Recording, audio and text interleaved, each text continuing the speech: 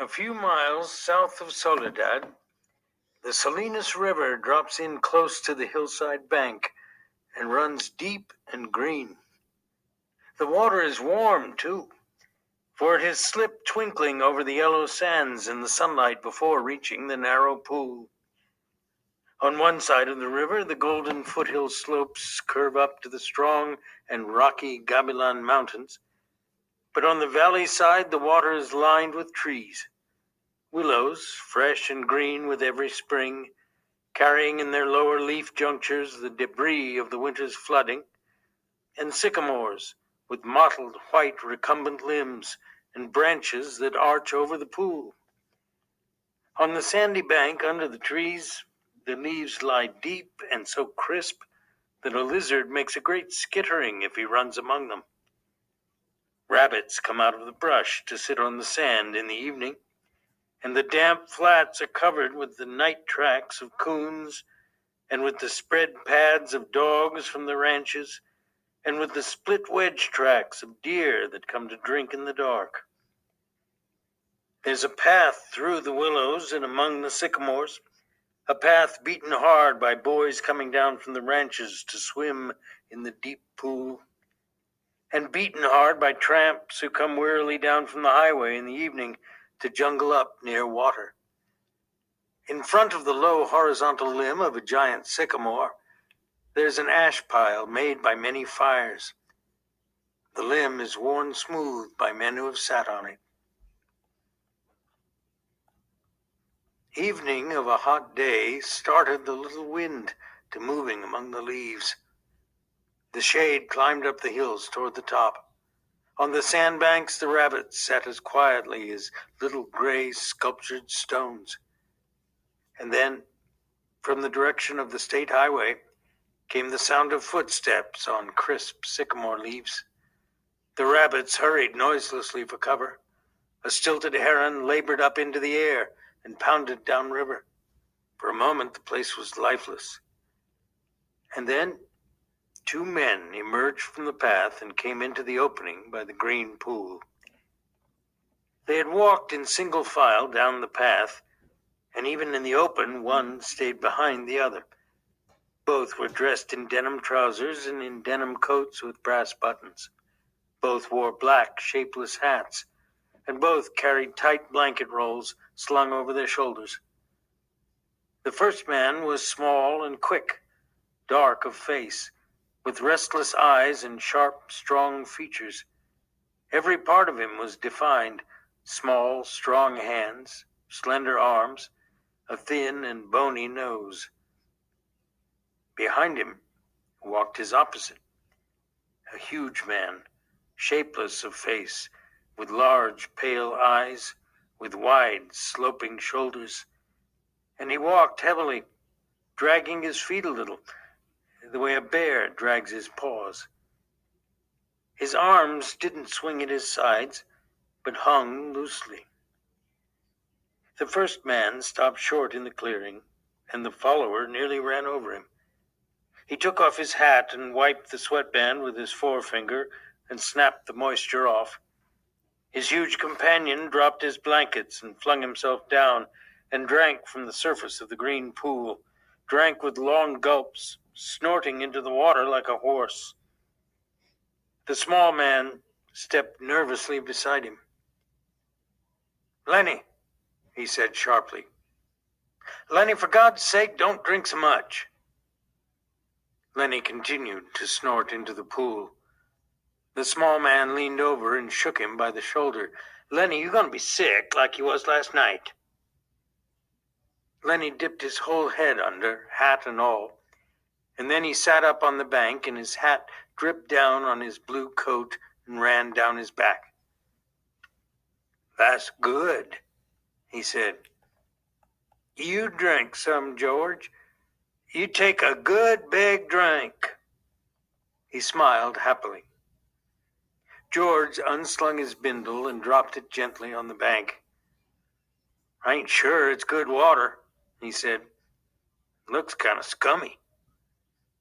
Lennie dabbled his big paw in the water and wiggled his fingers so the water arose in little splashes. Rings widened across the pool to the other side and came back again. Lennie watched them go. "Look, George, look what I've done." George knelt beside the pool and drank from his hand with quick scoops. "Tastes all right," he admitted. "Don't really seem to be running, though."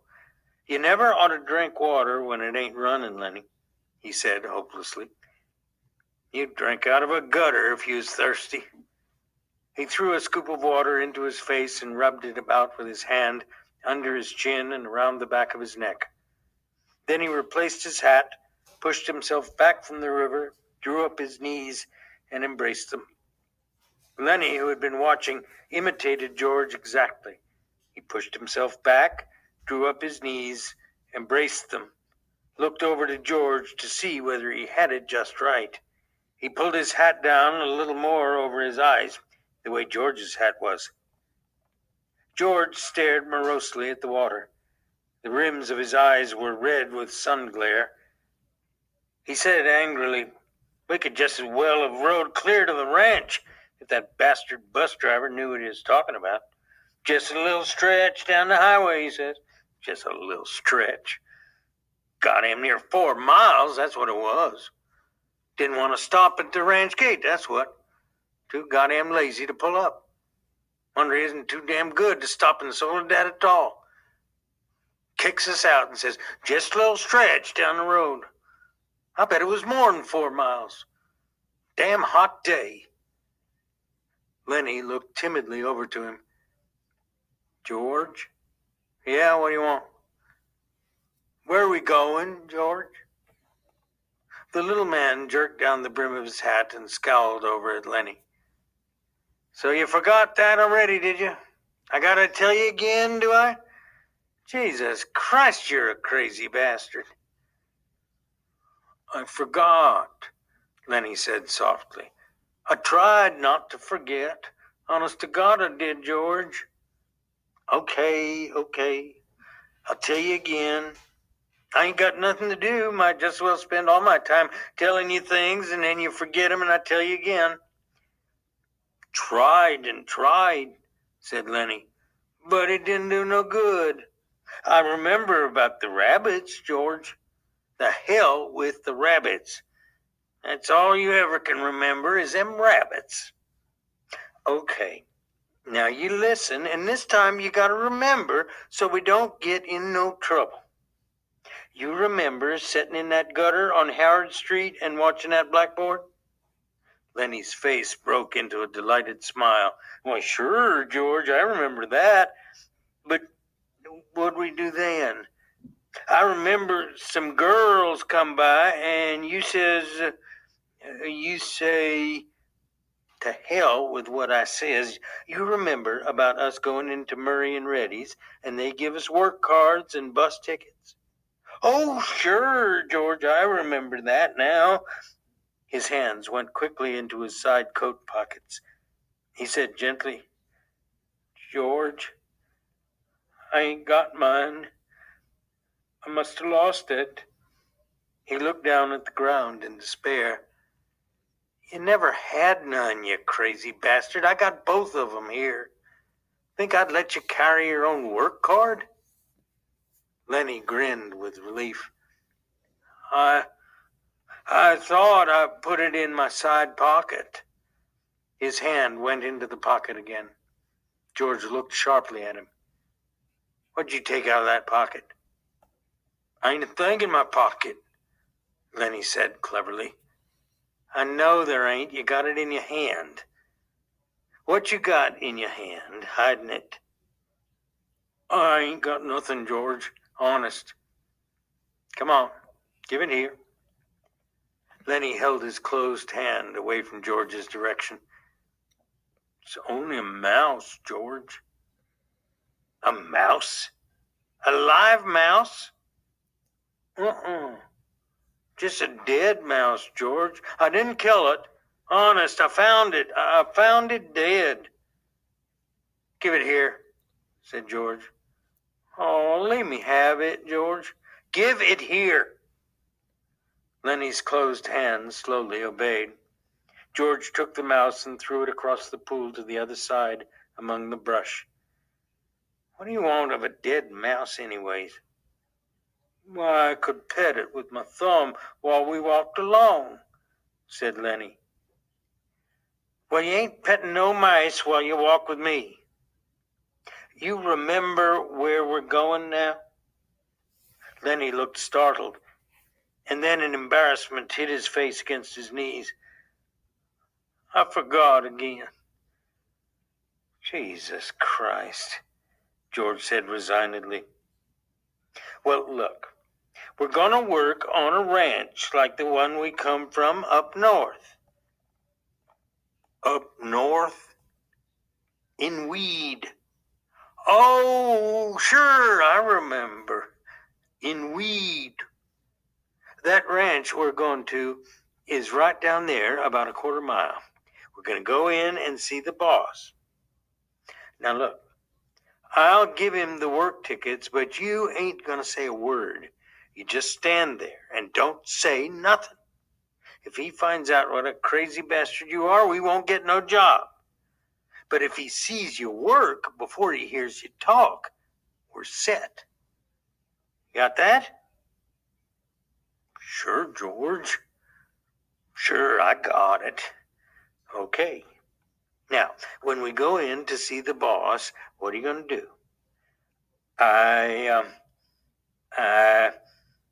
Lennie thought. His face grew tight with thought. I ain't gonna say nothing, just gonna stand there. Good boy. That's swell. You say that over 2-3 times so you're sure you won't forget it. Lennie droned to himself softly. I ain't gonna say nothing. I ain't gonna say nothing. I ain't gonna say nothing.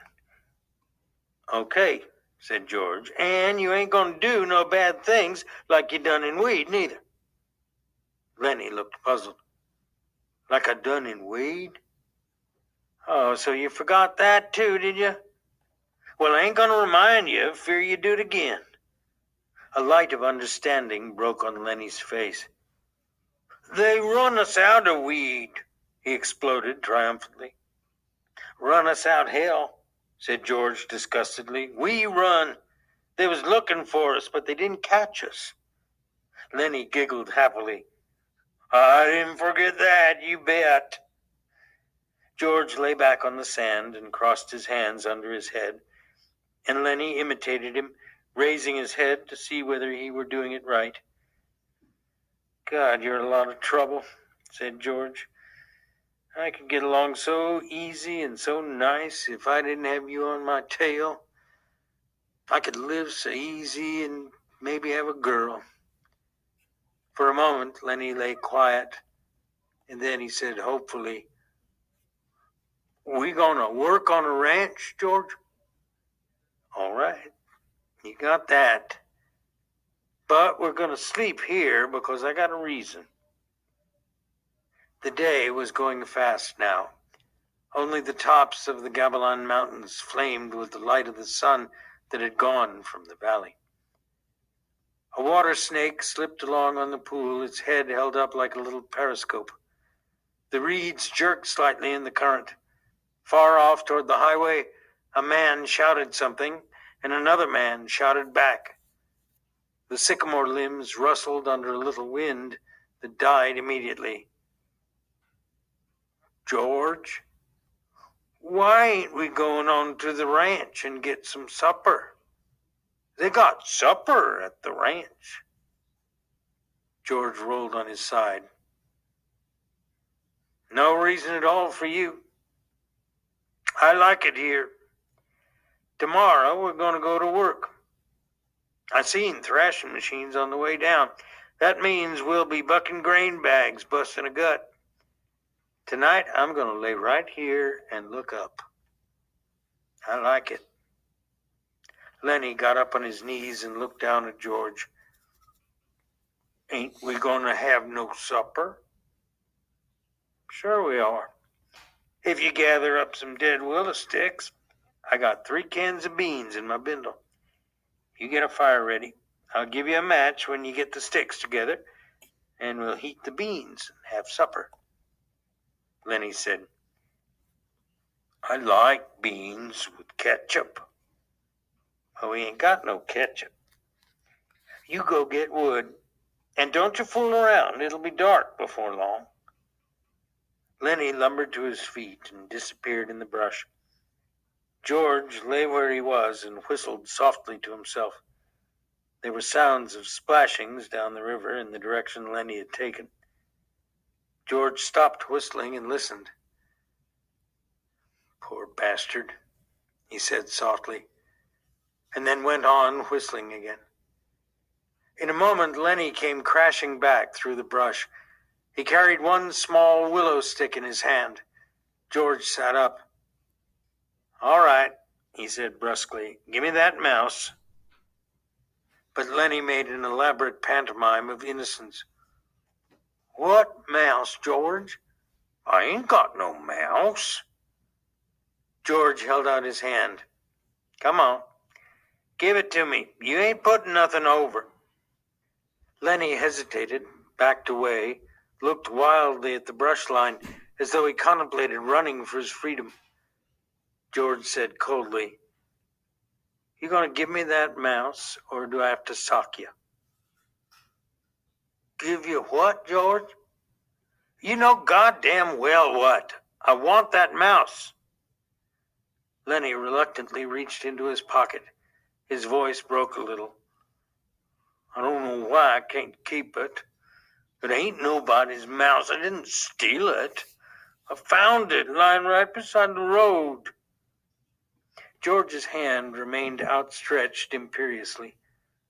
Slowly, like a terrier who doesn't want to bring a ball to its master, Lennie approached, drew back, approached again. George snapped his fingers sharply, and at the sound, Lennie laid the mouse in his hand. "I wasn't doing nothing bad with it, George. Just stroking it."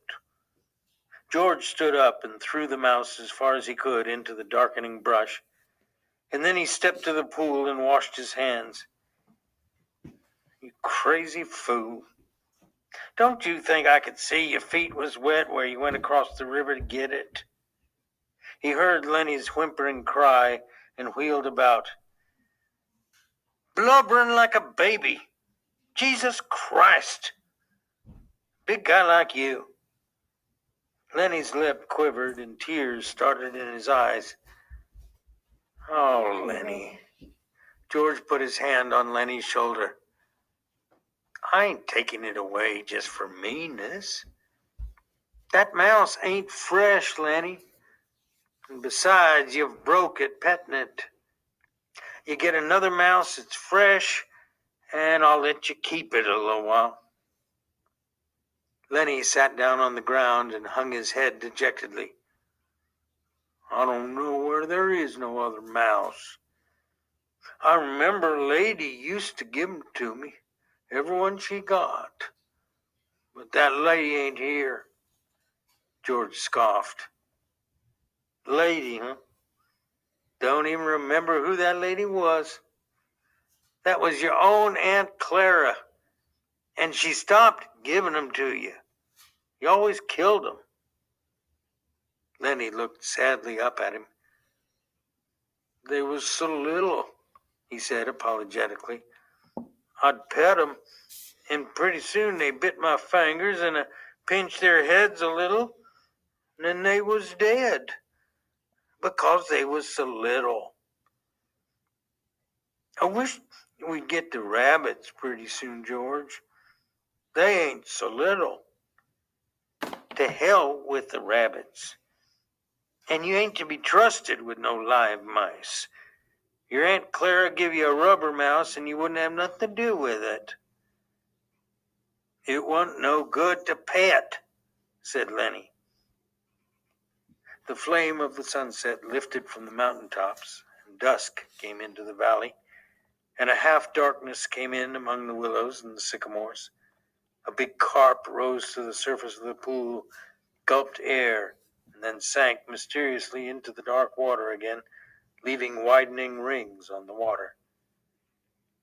Overhead, the leaves whisked again, and little puffs of willow cotton blew down and landed on the pool's surface. "You gonna get that wood?"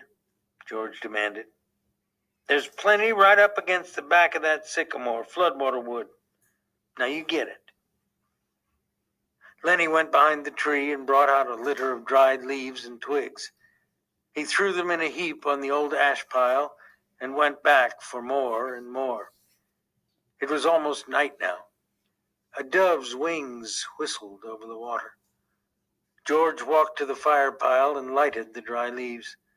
The flame cracked up among the twigs and fell to work. George undid his bindle and brought out 3 cans of beans.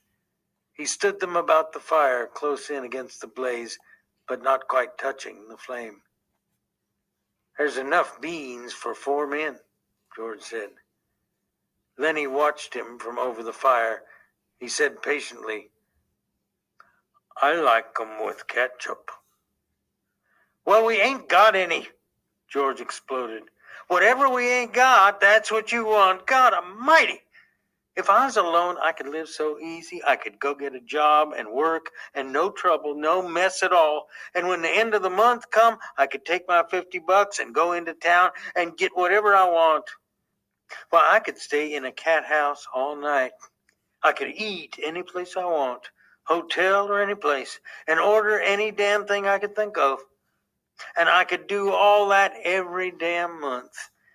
Get a gallon of whiskey or sit in a pool room and play cards or shoot pool."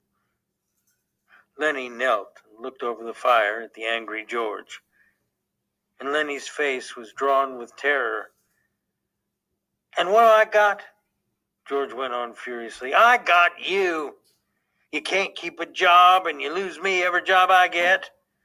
Just keep me shoving all over the country all the time, and that ain't the worst. You get in trouble. You do bad things, and I gotta get you out." His voice rose nearly to a shout. "You crazy son of a bitch. You keep me in hot water all the time." He took on the elaborate manner of little girls when they're mimicking one another. "Just wanted to feel that girl's dress. Just wanted to pet it like it was a mouse. Well, how the hell did she know you just wanted to feel her dress? She jerks back, and you hold on like it was a mouse. She yells, and we gotta hide in an irrigation ditch all day with guys looking for us, and we gotta sneak out in the dark and get out of the country. All the time, something like that. All the time. I wished I could put you in a cage with about 1,000,000 mice and let you have fun." His anger left him suddenly. He looked across the fire at Lennie's anguished face, and then he looked ashamedly at the flames. It was quite dark now, but the fire lighted the trunks of the trees and the curving branches overhead. Lennie crawled slowly and cautiously around the fire until he was close to George. He sat back on his heels. George turned the bean cans so that another side faced the fire. He pretended to be unaware of Lennie so close beside him. "George?" Very softly. No answer. "George? What do you want?" "I was only fooling, George. I don't want no ketchup. I wouldn't eat no ketchup if it was right here beside me." "If it was here, you could have some. But I wouldn't eat none, George. I'd leave it all for you. You could cover your beans with it, and I wouldn't touch none of it." George still stared morosely at the fire. "When I think of the swell time I could have without you, I go nuts. I never get no peace." Lennie still knelt. He looked off into the darkness across the river. "George, you want I should go away and leave you alone?" "Where the hell could you go?" Well, I could. I could go off in the hills there. Someplace I'd find a cave. Yeah? How'd you eat? You ain't got sense enough to find nothing to eat. I'd find things, George. I don't need no nice food with ketchup. I'd lay out in the sun and nobody'd hurt me. And if I found a mouse, I could keep it. Nobody'd take it away from me. George looked quickly and searchingly at him. I've been mean, ain't I? If you don't want me, I can go off in the hills and find a cave. I can go away any time. No. Look, I was just fooling, Lennie. 'Cause I want you to stay with me. Trouble with mice is you always kill 'em. He paused. Tell you what I'll do, Lennie. First chance I get, I'll give you a pup. Maybe you wouldn't kill it. That'd be better than mice. And you could pet it harder. Lennie avoided the bait. He'd sensed his advantage. If you don't want me, you only just gotta say so, and I'll go off in those hills right there. Right up in those hills and live by myself. And I won't get no mice stole from me. George said, I want you to stay with me, Lennie. Jesus Christ, somebody'd shoot you for a coyote if you was by yourself. No, you stay with me. Your Aunt Clara wouldn't like you running off by yourself, even if she is dead.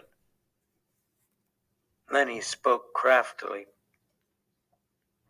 Tell me, like you done before.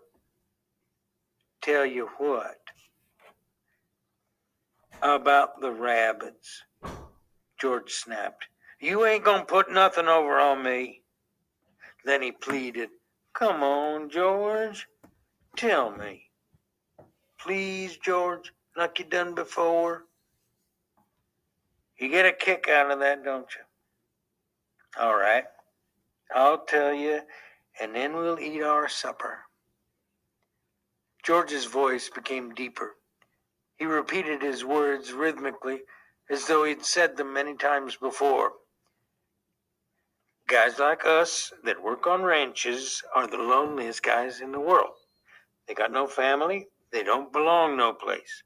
They come to a ranch and work up a stake, and then they go into town and blow their stake, and the first thing you know, they're pounding their tail on some other ranch. They ain't got nothing to look ahead to. Lennie was delighted. That's it. That's it. Now, tell how it is with us. George went on. With us, it ain't like that.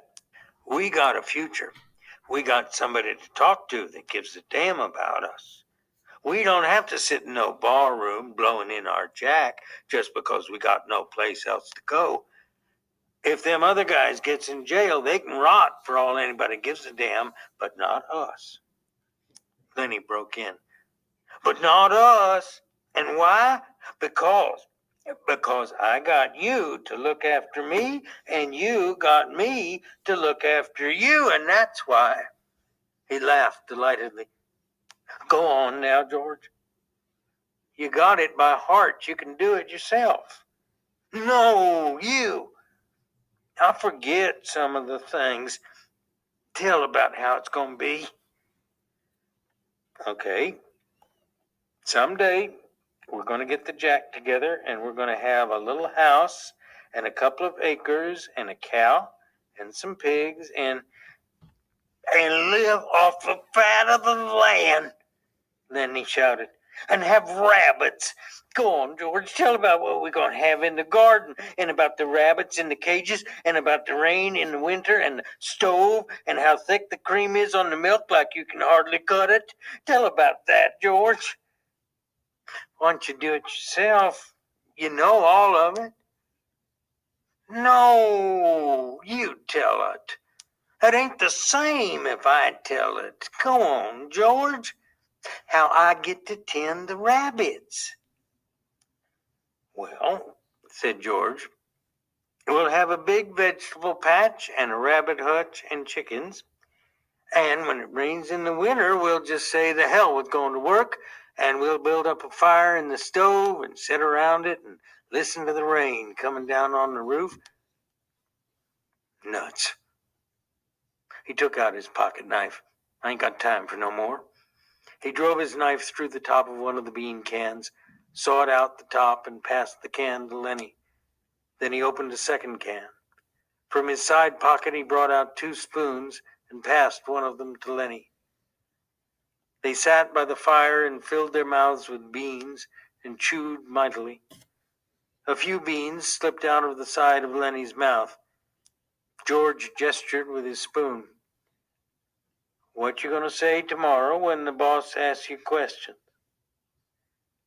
Lennie stopped chewing and swallowed. His face was concentrated. I ain't gonna say a word.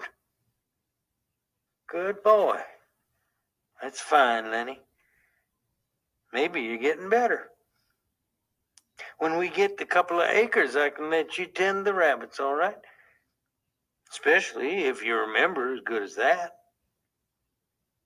Lennie choked with pride. I can remember, he said. George motioned with his spoon again. Look, Lennie, I want you to look around here. You can remember this place, can't you?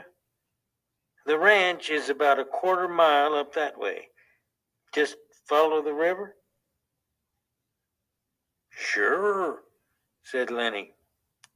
I can remember this. Didn't I remember about not going to say a word? Of course you did. Well, look, Lennie, if you just happen to get in trouble like you always done before, I want you to come right here and hide in the brush. Hide in the brush, said Lennie slowly. Hide in the brush till I come for you. Can you remember that? Sure I can, George. Hide in the brush till you come. But you ain't gonna get in no trouble, because if you do, I won't let you tend the rabbits. He threw his empty bean can off into the brush. I won't get in no trouble, George. I ain't gonna say a word. Okay. Bring your bindle over here by the fire. It's gonna be nice sleeping here, looking up in the leaves. Don't build up no more fire. We'll let her die down. They made their beds on the sand, and as the blaze dropped from the fire, the sphere of light grew smaller. The curling branches disappeared, and only a faint glimmer showed where the tree trunks were. From the darkness, Lennie called, George, you asleep? No. What do you want? Let's have different color rabbits, George. Sure we will, George said sleepily. Red and blue and green rabbits, Lennie. Millions of them. Furry ones, George. Like I seen in the fair in Sacramento. Sure. Furry ones. 'Cause I can just as well go away, George, and live in a cave. You can just as well go to hell, said George. Shut up now. The red light dimmed on the coals. Up the hill from the river, a coyote yammered, and a dog answered from the other side of the stream. The sycamore leaves whispered in a little night breeze.